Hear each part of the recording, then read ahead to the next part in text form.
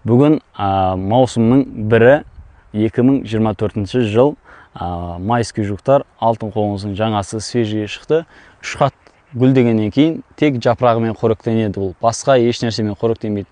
Міне мұнда тұр, азырақ қана, уже ана бас жағын жеп қойған. Осы 3 қаттың жапырағымен қоректену арқылы бойына күш қуатты жинайды.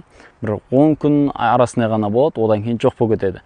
Осы алтын қоңызды ішу арқылы, енді мен 2019-дан бері 5 жыл бойы айналысқаныма 400-ден астам отзыв келген. Осы алтын қоңызды ішіп емделдім, жаңағы простатиттен жазылдым деген сияқты. Оның бәрі халық емі Нұрқаділ деген инстаграмында тұр, актуальныйда отзывтар деген жерде бәріне қарасаңыз болады.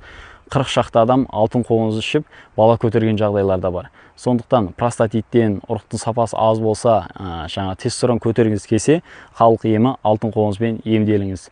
Егер осы алтын қоңызбен ішіп емделем деген ниетіңіз болса, 877 257 14 19 WhatsApp-қа жазыңыз.